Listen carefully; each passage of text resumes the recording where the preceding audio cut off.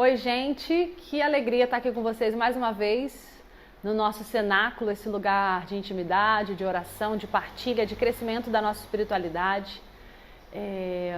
Nós continuamos falando sobre hábitos espirituais e de forma muito especial hoje nós vamos falar sobre jejum.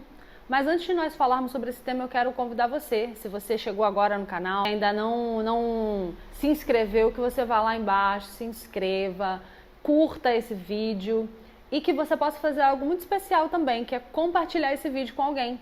Compartilha para que outras pessoas sejam abençoadas. Isso é muito importante porque aqui nesse mundo da internet, isso traz relevância para o conteúdo que a gente está produzindo. E esse conteúdo então consegue chegar em mais pessoas e abençoar mais vidas, tá certo?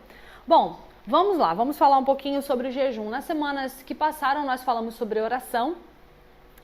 E o jejum, que está muito conectado com a oração, é o nosso tema de hoje. Eu quero te convidar para ler em Mateus, no capítulo 6, a partir do verso 16, um trecho do Sermão do Monte, o Sermão de Jesus, que diz assim: Quando jejuardes, não vos mostreis contristados como os hipócritas, porque desfiguram o rosto com o fim de parecer aos homens que jejuam. Em verdade vos digo que eles já receberam a recompensa. Tu, porém, quando jejuares, unge a cabeça e lava o rosto, com o fim de não parecer aos homens que jejuas, e sim ao teu Pai em secreto. E o teu Pai que vem em secreto te recompensará. Jesus, ele não está dizendo como um mandamento que as pessoas devem jejuar. Porque aqui, para essa comunidade, jejuar já era prática cotidiana. Então Jesus está preocupado como você jejua. Ele não se preocupa aqui se você jejua, mas ele preocupa como você jejua. Qual a intenção do seu coração? Wesley uma vez falou que na tradição, nos dias dele, muitas pessoas estavam valorizando o jejum religioso mais do que deveria ser valorizado. E outras pessoas o desprezavam completamente.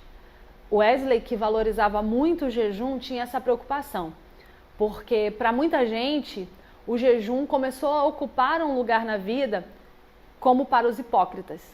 Perdeu o valor a dimensão da vida interior, da aproximação de Deus, da contrição da alma, para ganhar o aspecto da exterioridade, de cumprir aquilo que estava designado, de fazer aquilo que estava imposto, de provar a sua santidade, e então de mortificar a carne do ponto de vista, do ascetismo.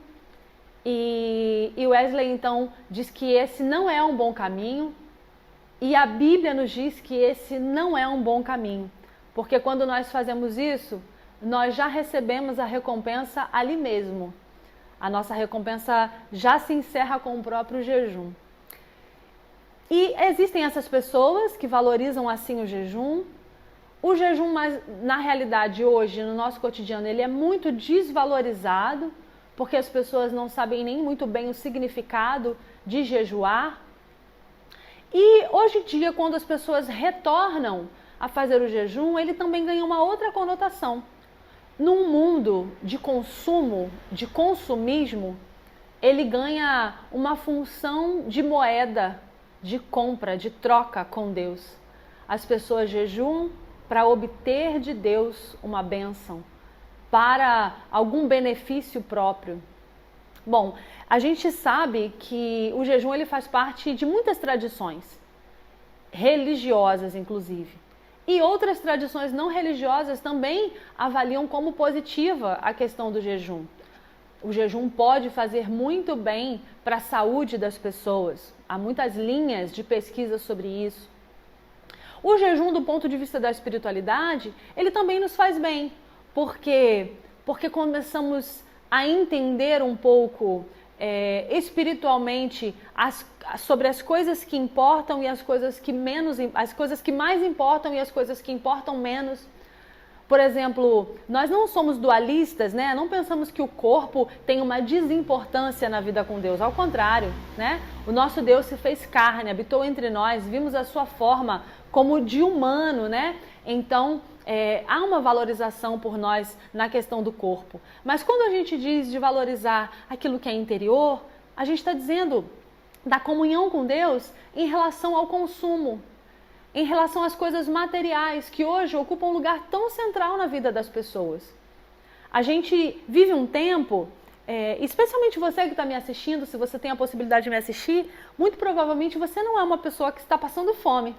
E quando a gente ouve falar sobre isso, que tem alguém passando fome, parece uma história muito distante de nós. Por mais que alguém sinta falta ao nosso redor, temos sempre um socorro ou outro, a gente consegue estender as mãos. Então essa dimensão da fome nos parece estranha às vezes. Acontece que ela é real. Mas a oferta de tantas coisas ao nosso redor nos impede de perceber. Quando fazemos o jejum, percebemos a falta que o alimento nos faz ao corpo.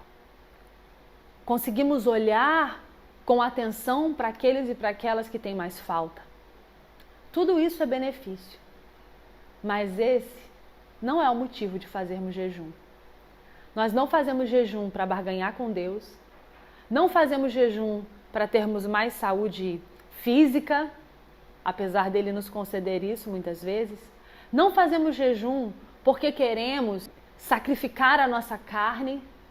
Não fazemos jejum para ganhar todas as compreensões. Para que fazemos jejum então? O jejum, ele precisa acontecer na nossa vida com um único objetivo, com um único propósito de estar na presença de Deus. Esse é o único propósito do jejum. Às vezes a gente não consegue nem compreender direito isso, porque estamos tão acostumados a pensar num outro propósito, num propósito segundo, num propósito terceiro para o nosso jejum, que não conseguimos ter essa compreensão. O jejum tem a finalidade de nos colocar à disposição de Deus, para Deus fazer em nós aquilo que Ele quer. Nos colocar à disposição de Deus para sermos transformados por Deus. Quando jejuamos, no início, como os outros hábitos, como falamos nos outros hábitos, sentimos muitas dificuldades. Sentimos, às vezes, o estômago apertar no início. Então é importante que você faça isso de forma gradual. Que você não se agrida, não é esse o propósito. Que você não fira a sua saúde, não é esse o propósito. Porque se nós nos flagelarmos a ponto de não conseguirmos executar a missão, então o propósito do jejum já foi perdido. Na realidade, o ideal é que passo a passo você vá se encontrando com Deus. Algumas orientações sobre o jejum. Por exemplo, no horário em que você iria separar para fazer as suas refeições, se a sua vida cotidiana permitir, as coisas da casa, do trabalho, separe esse tempo como um tempo de oração e meditação. Assim, o propósito, o hábito do jejum chega ao seu lugar mais esperado, mais apropriado. Porque o jejum ele sempre vem acompanhado de oração. No início do jejum também, podem acontecer algumas coisas que você não consegue entender muito bem. Porque vem à tona processos interiores que precisam ser tratados. Por exemplo, a ira, o rancor, a mágoa. E aí você pensa que ficou irado por causa da fome. Mas na realidade, pode ser algum processo interior que você precisa tratar. O jejum traz à tona coisas que estavam à sombra, traz à luz e a gente tem a possibilidade de tratar. Tudo isso é bênção, mas a gente não pode nunca esquecer que o principal objetivo do jejum é estar na presença de Deus. E que tipo de jejum a gente pode fazer? O tipo mais comum de jejum é você não consumir nenhum alimento, a não ser os líquidos, a água, nesse caso, durante todo o seu período. O segundo tipo é o da abstinência, que pode ser usado quando a pessoa não pode observar um jejum completo.